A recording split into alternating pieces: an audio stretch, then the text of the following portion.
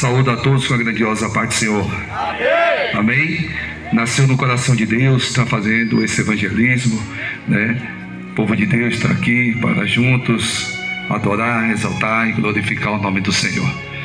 Não fique com vergonha, saia da sua casa, venha em busca do seu milagre.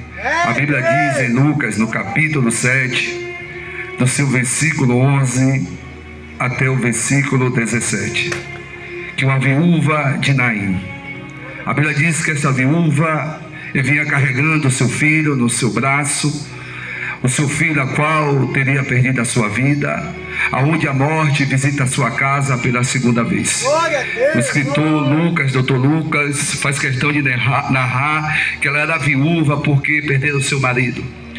Quem sabe a morte tem entrado nesta casa a primeira vez e levado o seu marido. Passado algum tempo, a morte visita a casa desta viúva novamente para levar o seu filho. A Bíblia diz que o seu filho morto, ela pega o seu filho, coloca dentro do caixão e vai à direção para que enterrasse, ou seja, no sepulcro. A Bíblia diz que ela indo ia uma multidão junto com ela, chorando a dor daquela viúva. Imagino eu aquela mulher sem esperança nenhuma. Quem sabe aquela mulher não tinha mais no seu coração prazer, pastor, de viver. Ela não tinha mais no seu coração a alegria de deitar e levantar, porque a notícia chegou e diz que o seu filho morreu. Mas a Bíblia diz que saindo ela da cidade com a multidão, e aquela multidão que ia com ela ia chorando, aquela multidão que ia com ela labacanta, labasteia, ia ali desesperada, com um sentimento de tristeza, de desânimo. Mas a Bíblia me garante que vinha do outro lado Jesus de Nazaré.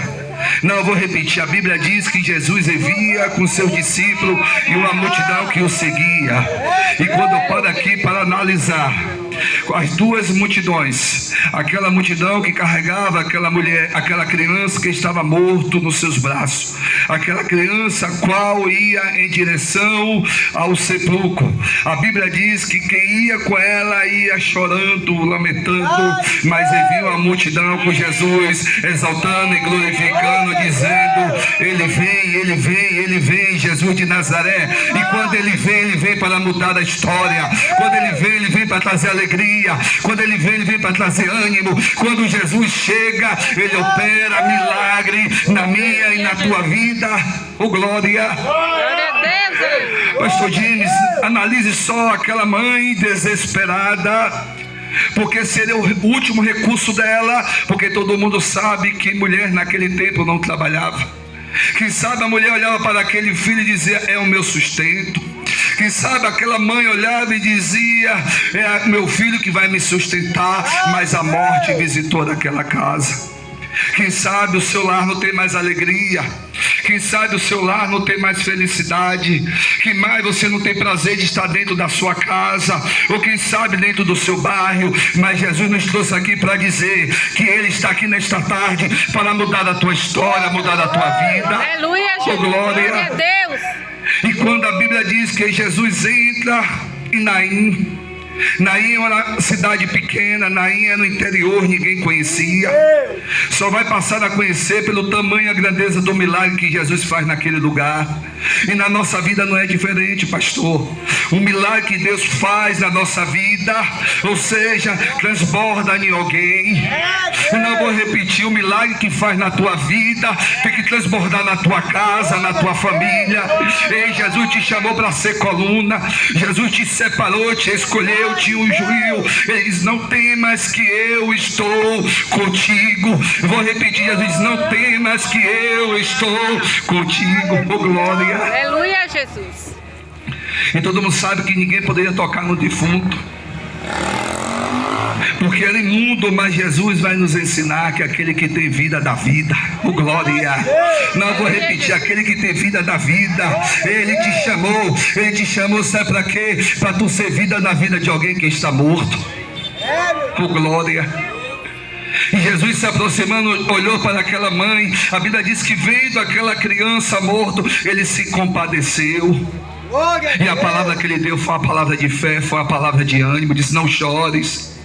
Quem sabe você tem chorado este ano, quem sabe você tem chorado este mês, quem sabe você tem chorado no dia de hoje. Jesus está dizendo: não chores, porque Ele vai mudar a tua história.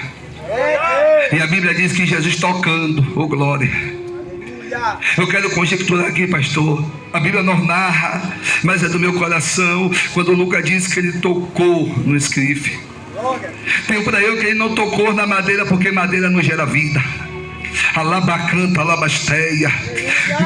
Digo eu que Ele não tocou na madeira, porque madeira não vai gerar vida, mas creio Ele que Ele tocou aonde gera vida, no coração. Foi no coração que Ele diz: menino, levanta. Ei, Jesus está dizendo nesta tarde: é tempo de se levantar na presença dEle, para fazer o ID, fazer a obra do Senhor. Eu já vou encerrar já a minha oportunidade. Quem sabe pode passar aqui de uma vigília. É Deus que está no controle, é Deus que está no domínio. Nós temos que ter pressa para entrar na presença e não ter pressa para sair. Oh glória. E quando Jesus toca naquela criança, Ele diz: menino, levanta.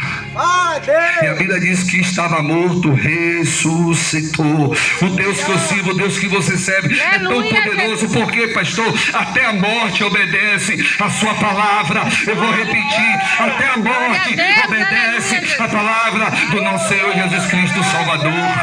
Aleluia. Glória. De que lado você está? Qual é a multidão?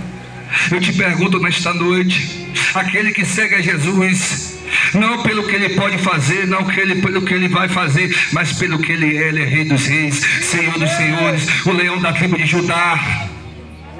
E você está na multidão que vem chorando com aquela viúva? Qual a multidão você está nesta tarde? Qual a multidão que você se encontra? Nós estamos aqui em uma multidão que cremos que o Filho do Todo-Poderoso ressuscitou ao terceiro dia e para dar vida e vida com abundância. Se você recebe esta palavra, aplaude e glorifica o nome do Senhor. Glória a Deus, aleluia, Jesus.